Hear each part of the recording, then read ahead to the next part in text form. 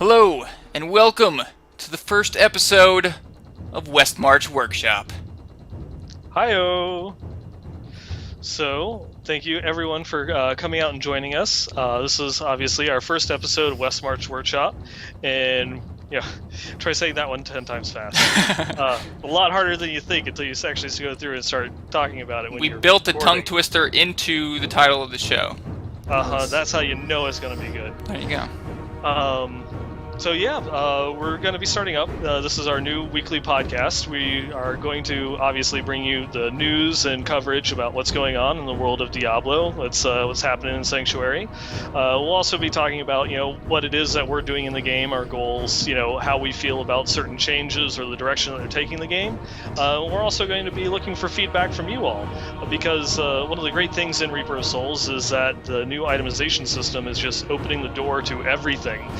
Cookie cutters are almost a thing of the past now, as legendaries and skill diversities are just making it so almost anything that you do is viable.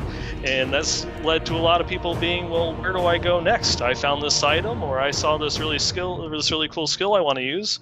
What do I do? And we'll hopefully be here to help you. So we'll definitely be asking for your input, your feedback, questions, builds that you like to see. Tips or tricks in order to try and maximize your efficiency, and we'll just be going through from there and trying to help everyone out. Yeah, so Nine Ball said it pretty good right there. We're going to be mostly showing you guys some builds, but we're also going to be bringing you news. And I think to start off, we just want to tell you guys about our week. Let you guys know what we've been up to since Reaper of Souls first came out. So Nine Ball, do you want to fill us in first? I know you have some tragic news. Yes, I have some tragic news. From those that know me from Diablo.blizzpro.com, as well as one of the other Diablo podcasts that I do. I'm primarily a hardcore player, and like all hardcore characters do, I just lost my first demon hunter.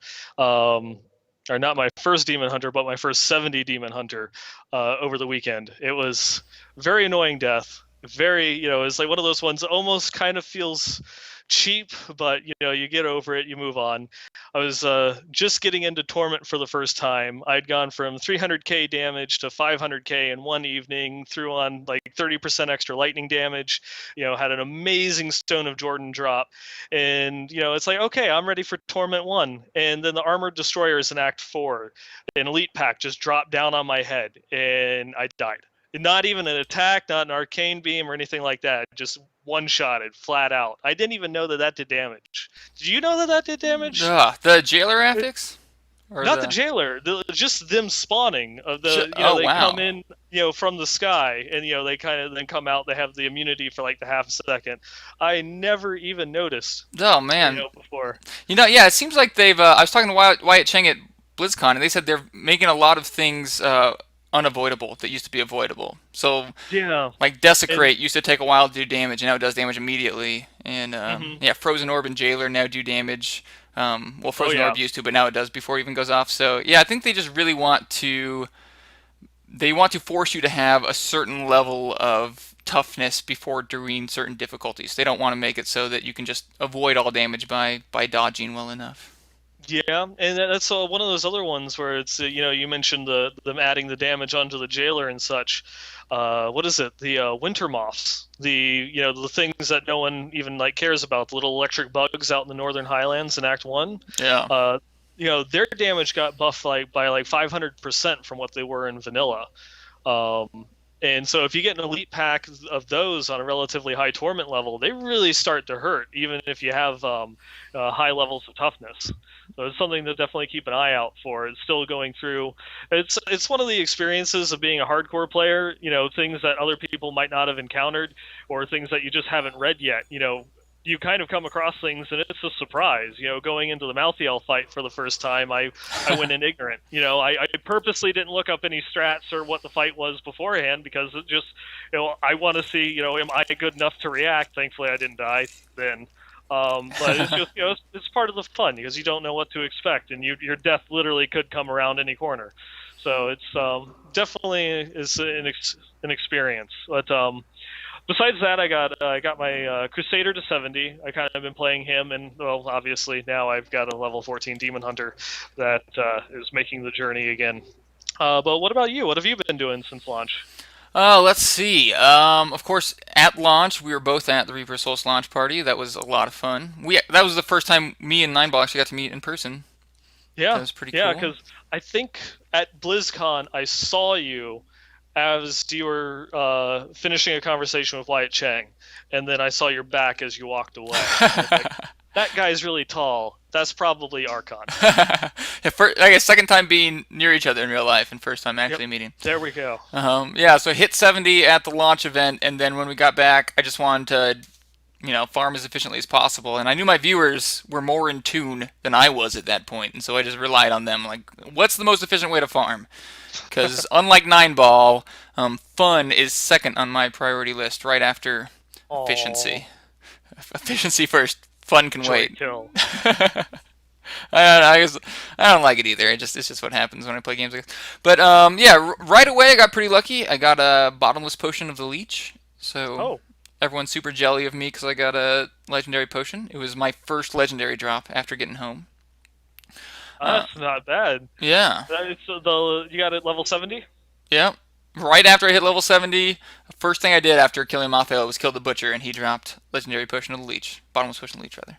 Beautiful thing. Yeah, so that's good for me. I'm mostly just glad that I don't have to have health potions on me because I always forget to stock up on health potions. So I'm it's a dumb way to die, but it happens to me all the time. How do you feel about the fact that you auto pick them up now that you don't need them? They're just taking up inventory space.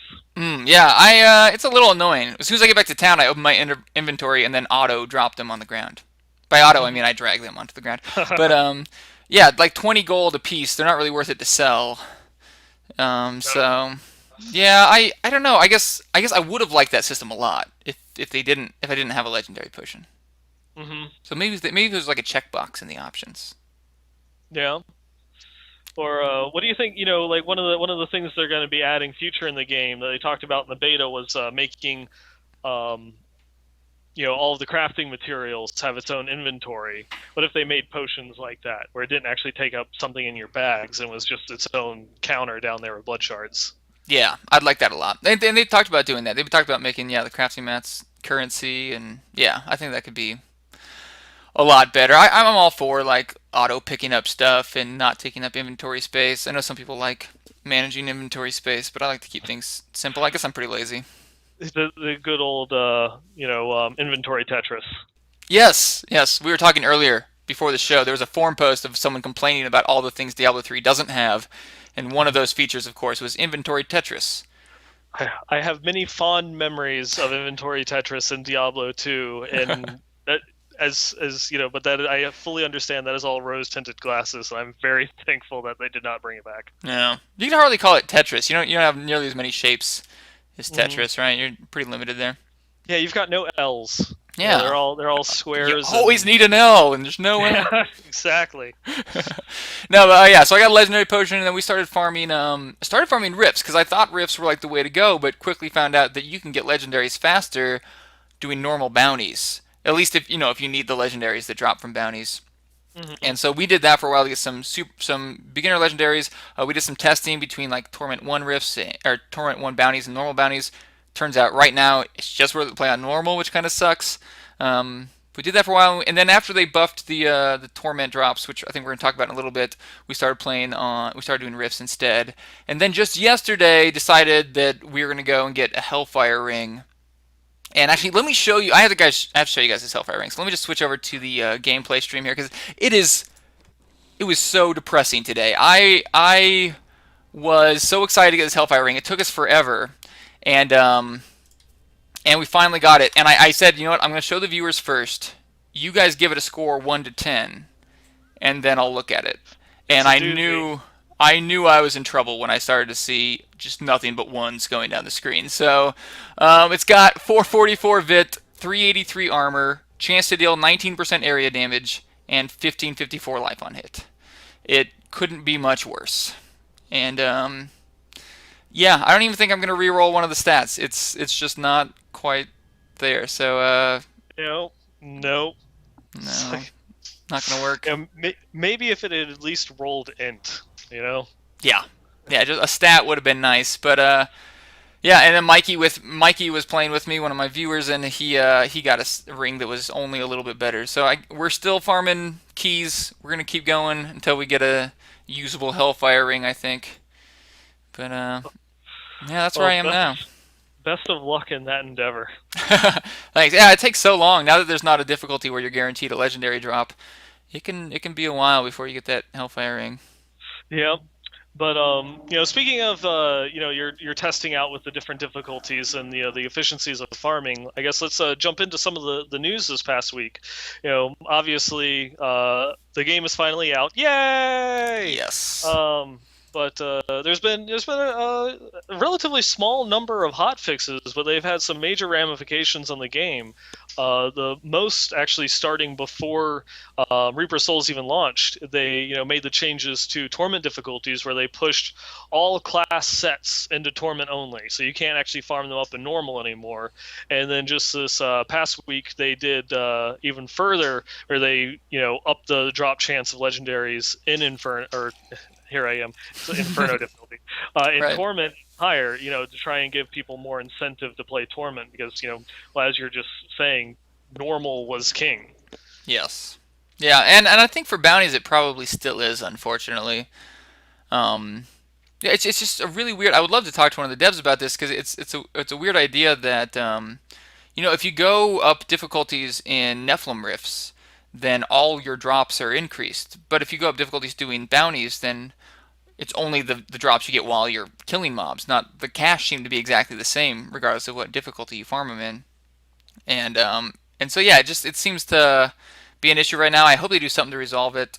I could see it fixing itself. I could see it eventually it being just as easy to do Torment 1 as it is to do normal because your gear is just that good. You have that much damage.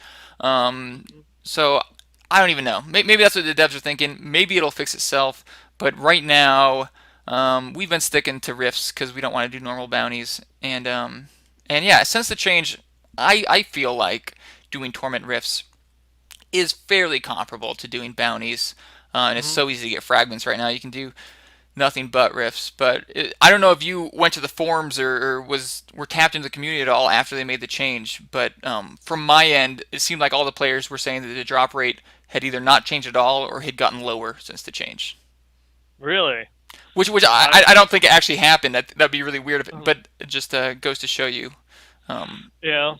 all the tinfoil hat wearing players out there, I guess. Yeah, anecdotal evidence. Yes, yes. I played for 2 hours and only got one legendary. That's a large enough sample, I think. Yep. And then, of course, there's the other person that played for an hour.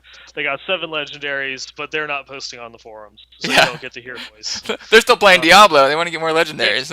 Exactly. If I got 7 legendaries in an hour, I'd still be farming Torment, that's for certain. Yeah, they must be on a loot server. You got to stay on Full circle on that one. Yeah, good old loot servers. Yeah. Disclaimer, there are no loot servers. Uh-huh. Have to throw that out there. Kudos to you if you know what we're referencing. You've been trudging through since the beginning. We thank you for it. And if you don't, you're probably better for it, so it's okay. Yeah.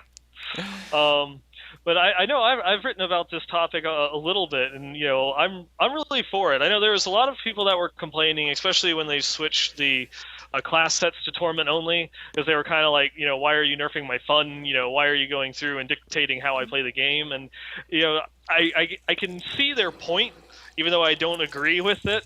I definitely think that it's a much better. It's a much better goal from a developer standpoint. Because why are you going to go through all the trouble of making these higher difficulties when there's no rewards for doing it? Like you said, it might very well be just like MP10 versus MP1 when that system first came out. Everyone was farming MP1. Everyone said, well, MP10 is useless. No one's ever going to do it. Mathematically, I have all this proof of why, no one will ever go above MP1 or MP0. And then, of course, at the end of vanilla Diablo's life, if you weren't farming MP10, what the hell were you doing? And so it definitely goes to show that as time goes on and gear got better, it did balance itself. It's whether they want to make those changes to make the balance now, or whether they want people to wait 8 or 9 months for it, to kind of auto correct. And it's not really something that you want to balance your game with, especially when it just came out. There's a lot of positive hype about it. You want people to feel that it was designed with those intentions from the beginning, and to give people that reason to go through and strive for the higher difficulty, so they have a goal to work towards, not an 8-month goal, but like a week, 2-week goal before you can get into Torment 4 or Plus or whatever. Yeah, no, I totally agree. I feel like the moving class sets to Torment was kind of like a lazy man's balance. Like, even if it's not perfectly balanced, you still have a reason to play Torment. Yeah. Like, even if you find out you get legendaries faster on normal, there's still something that's being held from you. You still have that incentive, and I feel like maybe that was a solution to combat the problem they had with the MPs, where if the higher MPs were less efficient, there was just no reason to play them. Now you at least Period. have some incentive, yeah. Yeah, it definitely is. And also, the second hotfix that they did where they just upped the drop rates in the higher torments is definitely, it's always nicer to have a buff to incentivize or Incentivize. what he said. Yeah, yeah. To, play at the higher difficulty than, nerfing the lower difficulty. So, Definitely. there's definitely And that's definitely a better solution, though it is, some you have to make, some, decisions that's not going to be popular with the community, for the betterment of the game. Sometimes there's no way around it. yeah, yeah, definitely. And that seems like kind of the way it goes. Before the game comes out, nerf away, players aren't paying attention. But once players are invested in the game, buffs are always better because Oh yeah. players are gonna hate nerfs. I mean, I guess at a certain point, if there's just one skill that's super powerful, maybe that one needs a nerf. But I think yeah, devs try to buff instead of nerf whenever they can. But yeah, It definitely goes over a lot better with the community, that's for certain. no doubt. And speaking of buffs, I was also very excited to see the Blood Shard buff in the most recent hotfix. Um, Hmm. yeah, because I got no legendaries before the hotfix. I've gotten I think 3 since then. But one more reason why rifts have been efficient for us is we just seem to get blood shards a lot faster doing rifts. Yeah, and to go back, what Archon is talking about is the blood shard vendor. What's her name? Kadala? Yes, Kadala sounds right. Oh, Yes, there we go. I just looked at her in the game. Yes, Kadala. awesome. Okay, We were right. got All it. right, we got it. Um, she is the daughter of Geed for the Diablo 2 fans out there, um, and anyone that cares anything about lore. Which I might be preaching to the wrong group at this point, but she had a buff. Beforehand it was really rare that you'd get a legendary. It really was a legendary feat to get a legendary from her, if that makes sense. Yes. But they significantly increased the chance of getting legendaries from her, so it actually makes your blood shards have some value, that when you're trying to go through and roll an upgrade for an item, or just you want to throw a bunch of blood shards at it and hope that you get a thunder fury, anything like that.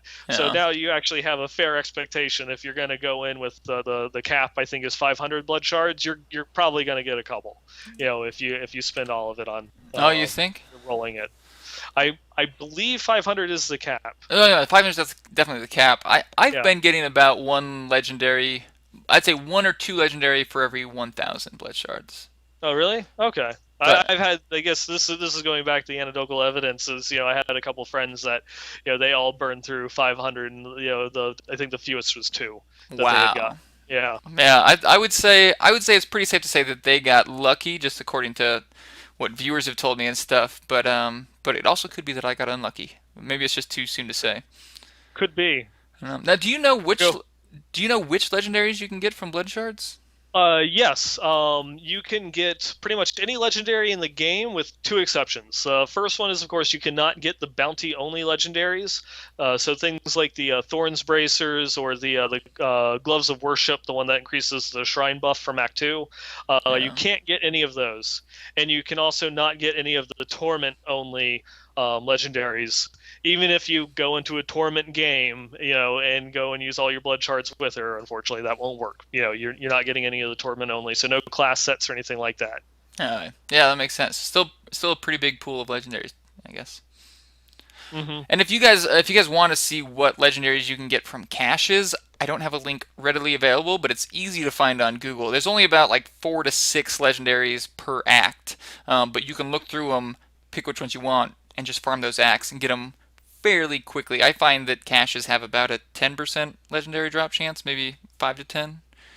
Um, Yeah, it's a pretty decent drop chance. I was surprised with how often you're finding legendaries in them. yeah. But yeah, there's a list online. You can figure it out. I really like that idea that you can farm for specific legendaries. Yeah, it really makes it nice, in that respect. That some of them, especially something like the Ring of Royal Grandeur, which it makes it to where it counts for any of your sets. It basically makes it so you have one additional set piece with a minimum of two. So if you have one of the class sets and you have at least two pieces, it counts as you having three. So it eliminates the need of having to have one additional set piece. So you can get the full five piece set bonus with only four actual pieces of the set. Having that is something that you can target farm by just doing Act 1 or Act 4 again and again and again. Makes that really helpful for some of those ones that might be dependent upon, that multiple builds might be dependent upon them. Yeah. Uh, Yeah, it's really my friend Mikey that I've been playing a lot with. He had 3 pieces of Marauders, which is a really nice Demon Hunter set. so jealous. I'm totally jealous. And That's what I'm going for with my Demon Hunter. yeah, you're going pet based. That's right. Yeah, I wanted to try out the pet one with the full Marauders set. So you have all the companions, then get the 3 wolf cloak, so that way you can have the 3 wolves out at the same time, and then go with all the sentries and have fun. Yeah, you have like your own zoo following you. Yeah, for anyone who doesn't know, 4 piece Marauders makes it so all your companions are summoned at the same time. 6 piece makes it so your sentries fire your hatred spenders that you have equipped at the time. Hmm. I think definitely the best Demon Hunter set from what I've seen so far. Oh Um, yeah, by far. but of course, he had the Ring of Grandeur, and so he has the all of his companions out, and it's super buff. Hmm. Shows you. We all make fun of Mikey because he gets ridiculous loot. That's not really something to make fun of someone for, I guess. We all hate Mikey because he gets ridiculous loot. Is what I should have There said. you go. There we Yes, we go. hate him with a passion. No, Love to hate you. I'm not. This is the first time I've met you, Mikey, and I'm already jealous. And I guess I'm supposed to hate you now. it's easy to hate someone that gets good loot. I think There we go. easy to hate. But yeah. Also, I guess didn't mention, but before the hot fix, I'm sure you as well, and probably most viewers, were opening all of our caches on Torment 6. Yep, yep, yep. There's for it's too late now, so cat's out of the bag. But if you didn't know, prior to the hot fix, um, I was on, what was it, Saturday? I think it was Saturday's hot fix. Sounds right. Yeah, it was if you opened a Herodric cache, you could farm, like 10, 20, 30, however many caches that you wanted to on normal, and you could then take it into a Torment game and open them, and they would roll as if you had found it in Torment. So the stats on your items would be better, the gold piles would be larger, and you actually had a chance at having Imperial gems instead of just the Maquis gems dropping. Yeah, so luckily they fixed that. When my viewers told me that, I told them they were wrong. I was like, no, there's no way. We already addressed this in beta. It's fixed, guys. But sure enough, yeah. Somehow it slipped past them. It did. I don't know. Yeah, I don't know. But yeah, I guess there's a few other things they nerfed as well. People were farming rats. I didn't even know about this till they nerfed it. I'm kind of sad that I didn't get in on the rat action. Yeah, this is one that I didn't know about either until I actually read it in the patch notes. But it was there is a alley in one of the random alleys. I believe it is in Westmarch Heights, the burning one. Mm. That there you had to kill all the rats in this alley, and at the end of it, there were 3 piles that would spawn like a ridiculous number of rats at a time. So it's like 3 or 4 of them, and apparently people were just sitting there and waiting for the rats to come to them, and they were just killing them and farming them. Because it was just a continual stream of mobs that you could one shot even on a relatively high torment level, and they were farming items like that, and I guess experience as well. Yeah, it's crazy. Well, if you guys didn't see the hot fix, the rats no longer give you anything. So Yep. no experience, no loot. We all missed out on that one. But although it looks like the thing that people are still doing is just chest farming. Yeah, that one is still being a problem. And this kind of goes back to some of the things that people were doing, way back in the day. I'm sure you probably remember when the game first came out, is people were farming the vases and the royal crypts because there were no enemies, and Yeah. you could just run through with a ton of gold find and farm literally millions of gold per hour just by destroying vases, because it was so much money, and they had to go through and nerf it. Yeah. Yeah, so I guess what people are doing now, turning it up to Torment 6, putting on nothing but survival gear, and just running through. I guess the most popular run right now, from what I hear, is Core of Ariat.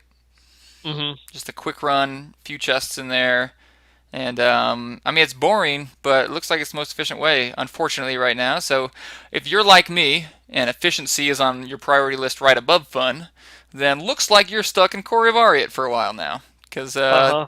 that's where you want to be. I'm sure it's gonna get Well, hotfixed soon, and uh, I guess as of you guys watching this, it might already be hotfixed. I'm sure they're aware of it by now, but yeah, that's I guess a lot of streamers are uh, doing that.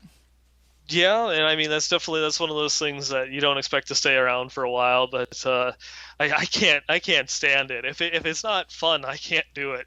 It's like, efficiency aside, there'll be some things, like obviously like opening the bags in the higher torment. I was going through and doing that because why not? It's like Yeah. I'm gonna have to open these bags anyways, whether it be on normal or torment. I might as well get some benefit out of it. But just like the Crypt of the Ancients runs or the Mirror Eamon runs, it's when I play, I play to have fun. So I go through, I'll do bounties. I'll even go and do an act that doesn't have the bonuses or anything like that. If it has a couple of bounties in an area that I need, like maybe a rare for an achievement or something along those lines, because that's how I play. Though I definitely won't count anything against you for putting efficiency over all else.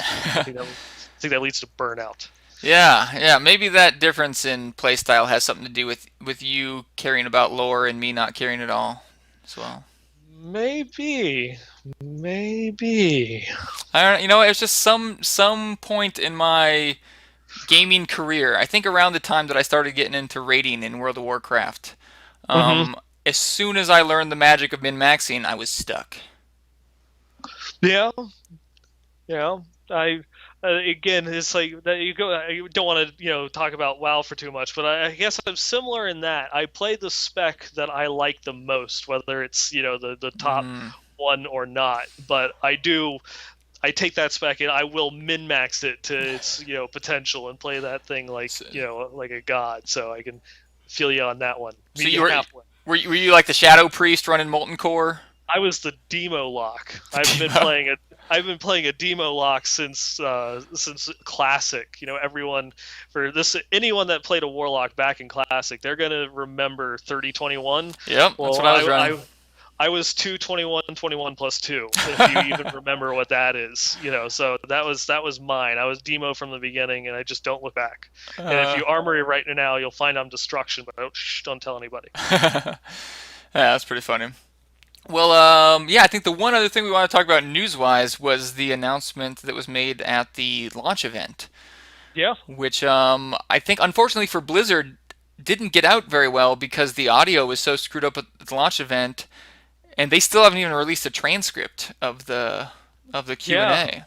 Well, let alone a VOD of it. We don't even have the transcript or the any other questions, and the answers for it, which is very sad. But I guess they Lalira touched upon it on the forums yesterday. They picking April 1st to go through and talk about the future of the game. Right. Yeah. Takes some that is ballsy on that one. Yeah, Droth Vader, the MVP, had posted a version of the transcript for the two important questions, which, of course, for the three people out there that haven't heard about it yet, tiered rifts and ladders were announced at the launch party. Mhm. And maybe we should talk a little bit about ladders. I know there are some people who didn't play D2, aren't too familiar with ladders, but this is something that players have been asking for a while now. It was a really popular feature in D2, and players, I think a lot of people were upset that it wasn't in vanilla Diablo 3. For a while, we were pretty sure we weren't even going to get it in Reaper of Souls. And of course, they throw it at us at the launch party. Mhm. Nineball, do you want to maybe go over a little bit just basics of ladders? Yeah, we can take a trip down memory lane. Sounds good. Uh, For those that might never have played Diablo 2 or might have stopped playing Diablo 2, shortly after Lord of Destruction came out, never actually looked back. Ladders were originally it was a way that they designed to reset the economy because of botting and duping and such. It ruined the economy of any form of trading, and the only thing that they could solve it with was to do a ladder, which was reset everything. Everyone starts from scratch. You go through, you create a character on the ladder instead of the normal game, and you don't have access to anything else. So you had none of your characters, you had none of your items, you had to start all fresh. And so that's what they're going to be doing with the new. They're not calling it ladders anymore. They're calling it seasons. We don't have any actual details on what the difference between a season and a ladder will be, but some of the basics that we can kind of assume that they'll be doing or taking over is that you'll lose all your Paragon levels, so you're starting from scratch. You have no characters. You won't have access to your stash, so you won't have access to any of your items. You'll have to level up your artisans all over again, and it'll just be starting. Just as if you had just installed the game for the first time on a new account. You can always go back and play your non-ladder characters if you wanted to, but it's a way of resetting everything. There's something that a lot of people enjoy that they kind of adds longevity to it. And one of the aspects that they had in Diablo 2 was that there was a ranking, and you'd have the first person to reach level 99. And their name in the beginning was like immortalized. It's like this was the first level 99 character in the first ladder and such, and so on and so forth. Yeah, and it seems like, from what Wyatt Cheng has said in the past, that they're really focusing on the season aspect of it and not as much on the competitive aspect of it. I don't think they've said if there's going to be leaderboards for the actual ladder itself yet, or I should say seasons. Hmm. But yeah, it seemed like they wanted to focus more on the reset with that, which I love. But it seems like maybe they just want to put the competitive focus or the leaderboards focus on the tiered rifts, which was also, of course, announced at the Reaper Souls Yep. launch event. And tiered rifts, for anyone who hasn't heard it, it's basically you're going to go through a Nephilim rift, and when you beat it, there's a chance that you get a greater rift key. And then you can use that greater rift key to open a harder Nephilim rift. And when you beat that Nephilim rift, I'm pretty sure you automatically get the greater rift key rank 2. Yes, that was one of the things that Lylera mentioned is that after you beat that tier, you'll unlock the next one. And then you just keep going, one more tier, one more tier, one more tier. And I'm pretty sure it just goes infinitely, getting harder and harder and harder. And there will be a leaderboard that shows who got to the furthest rift and how much time it took them to complete it. Hmm. So I'm wondering if they're just going to forego the ladder leaderboard and just say, if you want to compete in seasons, then you can see how far you get in the tiered rifts before the season ends. Why not both? Maybe both. I just the fact that they're calling it season makes me think that they're not going to have a competitive focus on that aspect. I don't know. The fact that they are calling it season, I guess for me that kind of drills in that they're having a more competitive focus on it. Because it's a season. It's like sports season, Hearthstone season. That you kind of like this is where you get out, you get your game face on, and you go. So it really plays in well. Yeah. One of the things is one of the other things that they did in Diablo 2 was they added incentive to play on the ladders because there were rune words and there were uniques or the legendaries that only dropped on ladder. That was the only way of getting them, and I do wonder what they're going to do with seasons to add, if they're going to add any type of aspect where you can only get these items or these sets or something if you play on the ladder, and you Yeah. have to wait till the season ends to copy it over to your main characters. Well, they did hint at that during the Q&A. They said that they're, I can't remember the exact words. I wish I had the post pulled up, but they said something like, "We're looking at season-specific goodies to give you guys for Hmm. playing." So I'm guessing they're going to have items. Real quick, before I forget, I wanted to point out that the Paragon experience you get while you're playing during seasons will carry over to your main account once that season ends. Hmm. So every season you start at 0, but it's not for naught. Your main account, if you're playing offline, you'll still get all that Paragon experience you earned while you're playing ladder. But Just gotta yeah, wait for it. Yes, you'll have to wait for it. And if you're just playing ladder, then you'll never use it at all. You'll Yeah, only get you won't it. care. Yeah, you'll only get that experience permanently, of course, if you're playing non-ladder. But yeah, I think we'll have to wait and see who's right on this one because I think they do want a competitive focus, but I think they're Hmm. gonna limit that to tiered rifts, and I would predict more game modes to come that are similar to tiered rifts, and just don't have an overall leaderboard, but leaderboards for the specific events. Yeah, I mean that's kind of like what they did with World of Warcraft and the challenge mode dungeons. They have the realm leaderboards and an overall leaderboard for each of the dungeons itself, so you could go through and see on my server who is the best at running this particular thing, and definitely be interested to see because they said there were the two metrics, right? There'd be the person that had gotten to the farthest tier, and then there'd be a ranking of the fastest clears per tier. This person cleared, tier one in 3 minutes. Because I guess the other thing to back up a little bit that we didn't really mention is that they'll always be the same. So for the tiered Rift season, is going to be the same map, the same mob spawns. So that way, every time you go in, it's the same thing. So you can actually go in and practice efficiency with doing the clear to kind of add incentive. Or, this person got a 3 minute clear just because they had an easy spawn. No, everyone has to deal with the same exact thing every time. Yeah, yeah, I really like that. And honestly, this is in my opinion, what the game needed was something to do with your gear once you farmed it, other than farming gear, of course. Some kind of end game, and I think this is perfect. Just a Mm-hmm. way to really challenge you to test your character, and to have an overall number that's not just your gear. I mean, before Reaper of Souls, our big leaderboard was Diablo gear sites that ranked people's gear, Mm-hmm. and it has nothing to do with skill. And now I think tiered rifts is the perfect way to rank people based on a combination of their gear and ability. Yeah, because the people that are going to go in with relatively the same gear with relatively the same builds, and it's going to be their skill or their ability to practice that particular rift, is going to make the difference in who gets the fastest clear time. So it's really going to show off people's dedication, more so than anything. They want to be the best, and they're going to be able to go and now they have some way of proving that they are the best instead of just being like, I've got great gear. Yeah. And speaking of builds and best, maybe we should talk a little bit about Frost Orb before moving on to our next topic. Yeah, we could go through and talk about that one. I guess reverting back to a little bit about hot fixes and exploits.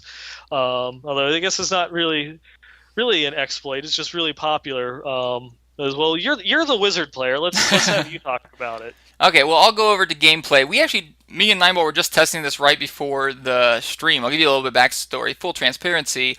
Um, Frost Orb has been incredibly popular, and I've known this, and I've been doing a lightning build, so I haven't been playing around with it much. Use it in the beta, but I haven't been testing it much, and I knew it was really strong. But it wasn't until Nineball told me that Jade had mentioned that it's glitched that I finally tested it, and turns out it totally is. And I can say almost definitely after testing it, it looks like they've made the same mistake that they've made with a lot of other skills, including Trail of Cinders for for demon hunters, of course, Even others. and which is making a skill do the amount of damage it's supposed to do per cast per tick instead. So as you can see, Frozen Orb deals 393% weapon damage as cold. So that should be 393% weapon damage per cast. Most skills they will give you your weapon damage per cast, but when you test it, you realize it's actually doing 393 per tick, Mm-hmm. and Frozen Orb ticks 2 to 3 times, usually 3 times. So it looks like Frozen Orb's doing 2 to 3 times the damage it should do. And I only tested this for about 15 minutes. I could have missed something, but do your own testing. Look online. It really looks like that's what's going on. Doing the math, it looked almost exactly how I would expect it to look if it was doing 393 per tick. So two things to take from this, I guess. One is if you're not committed to another build, Frozen Orb's probably the way to go right now. It does way too much damage. And two, it's probably going to get hot fixed. Yeah, and the reason that, and for us going through and talking about it here on the stream, I'm sure Jake is probably going to curse us for, making it even more well known. And I'll just go ahead and give Jake some more credit for pointing that out, so that. Thanks.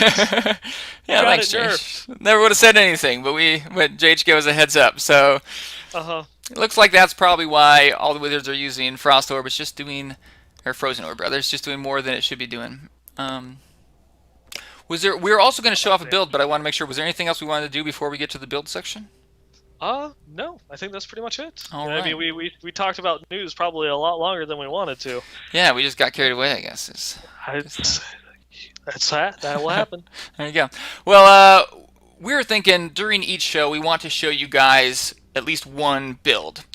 Sometimes it'll be a build we're using, sometimes it'll be a build we found or one that you guys gave us.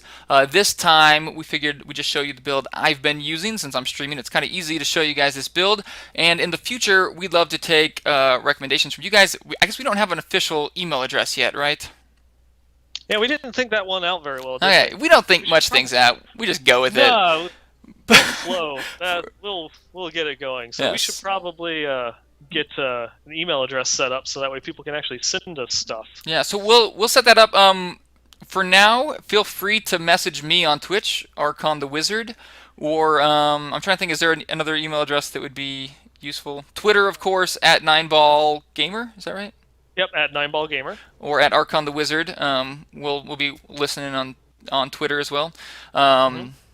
But of course we'll have an email set up soon. So we're thinking one build a week, and then we might also do some kind of challenge. If the build section was short one week, like we were just showing you something we found on Diablo Fans or something like that, then we would do a challenge as like the official event that week. And this is just kind of what we're thinking right now. We want this show to evolve, and if you guys don't like that, I think we'll change it. So feedback, especially in these early weeks, will really be appreciated. Again, just message me on Twitch, Archon the Wizard, or find one of us on Twitter. 9ballgamer, Archon the Wizard. So this week build, I'll explain to you really quickly. Since I already did a YouTube video about it, this is a lightning build. And me and 9ball were talking about this a bit. It seems like the best way to go right now is just to kind of let your drops dictate your build. Would you agree, 9ball? Yeah, definitely. This early in the game, with my poor demon hunter, I had an idea in mind, and makes me think of Mikey again. Thank you for having so much of that beautiful Marauder set. It's like I had an idea. I wanted to play around with a pet demon hunter, but that of course entailed I had to gear up myself to do torment, so that way I can actually have a chance at it dropping.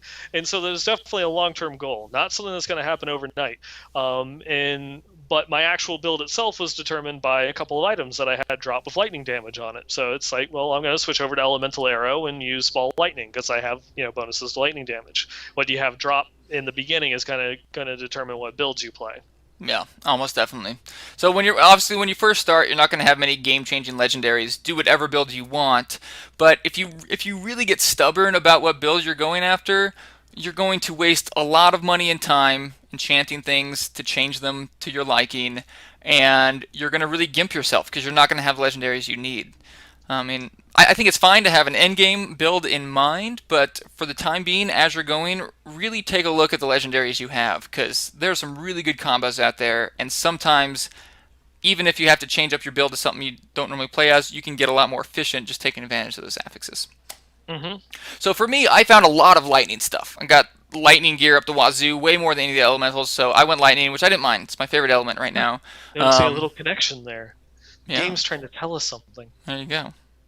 So I'm not able to take advantage of Frozen Orb. It actually isn't worth it with this build, but I'm fine with that. This is more of a tank build, because they really buffed melee skills. Electrocute, Arc Lightning, doing 310% weapon damage, which is huge as a primary skill. And I'll just show you guys the build a little bit. It really is entirely based on Electrocute.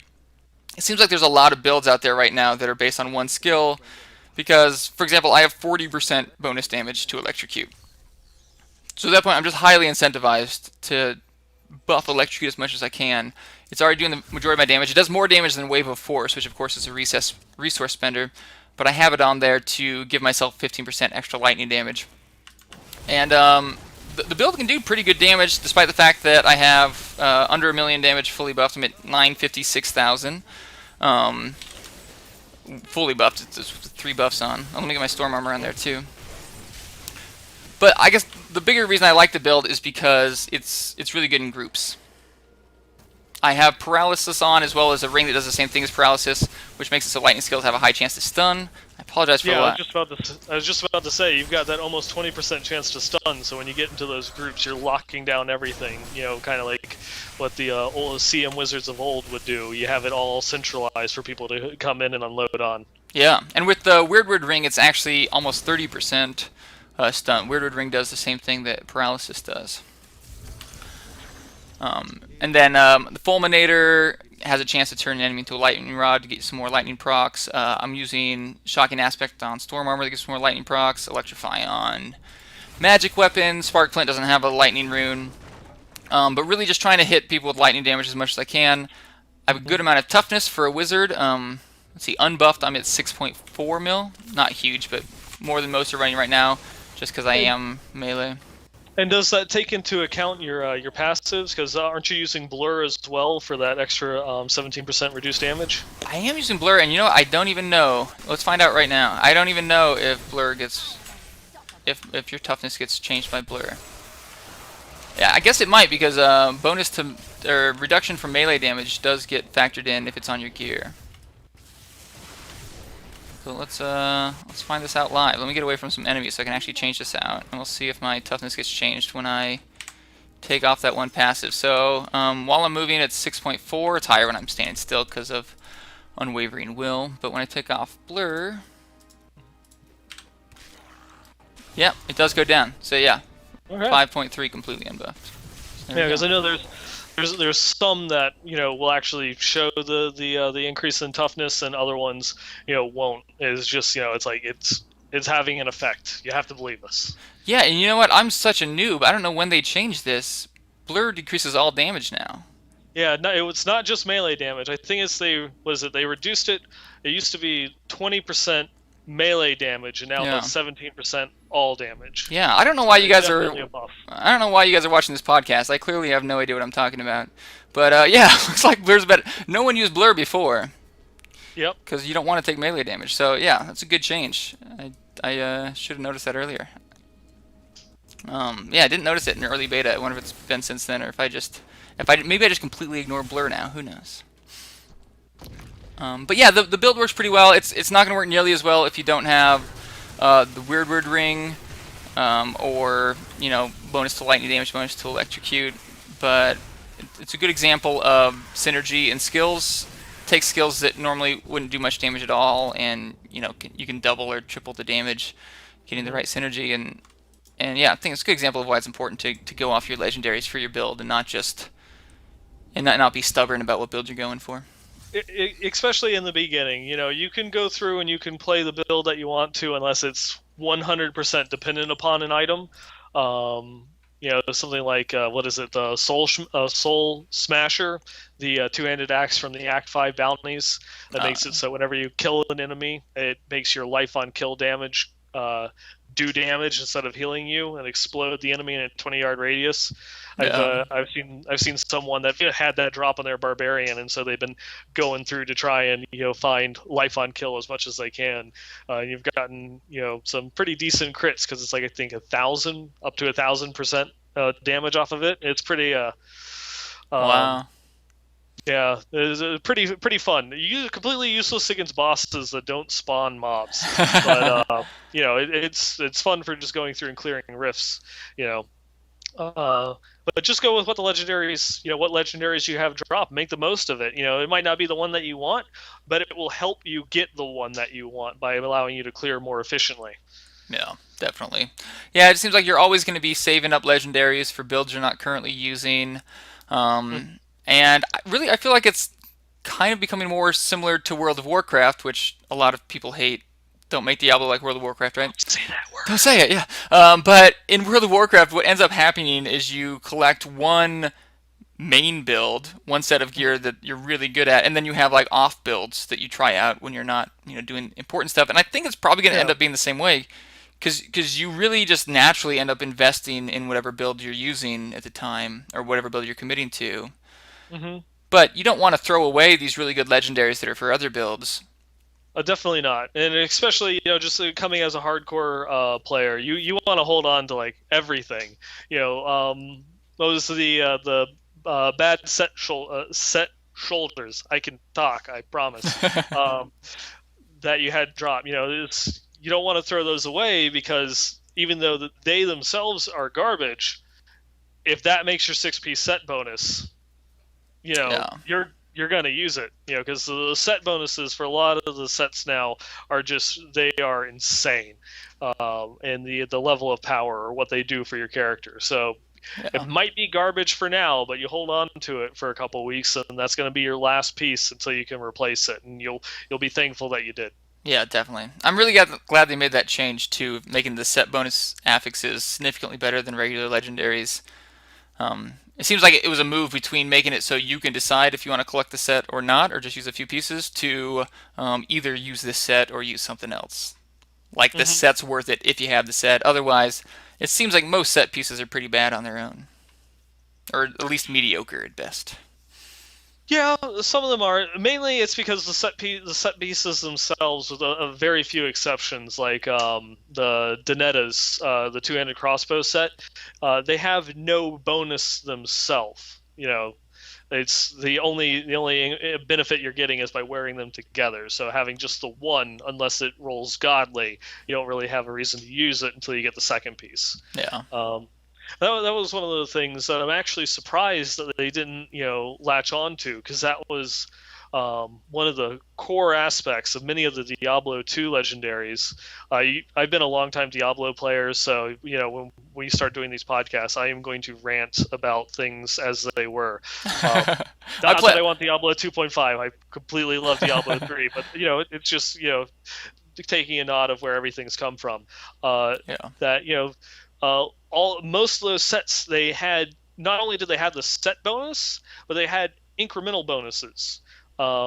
One of the big ones I'm trying to remember now, it's the angelic set, where people would use like the ring and the amulet, not because of the set bonus itself, but because I can't remember which one it was, whether it was the ring or the amulet, gave you attack rating, so you could actually hit monsters, and it scaled with your level. So it wasn't the set bonus, but it was the actual bonus that unlocked on the item itself when you had those two pieces.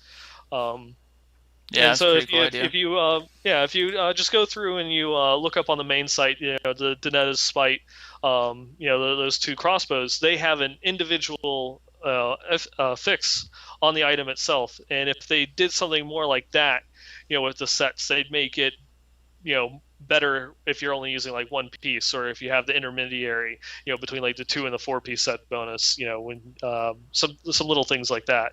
It's something that they could definitely do in the future, though. There's nothing stopping them from adding more items to the game. Yeah. Yeah, definitely. Well, I think they're definitely taking itemization in the right direction. I think most players are um, really liking the new itemization more than vanilla. And yeah, I mean, really, the set bonuses, they combo so well, the legendary bonuses as well with the skills right now, that it just doesn't make sense to not form your build off of the gear you have at that time. Hmm. Definitely. Well, was there anything else we want to talk about regarding the builds? Are we ready to wrap this up?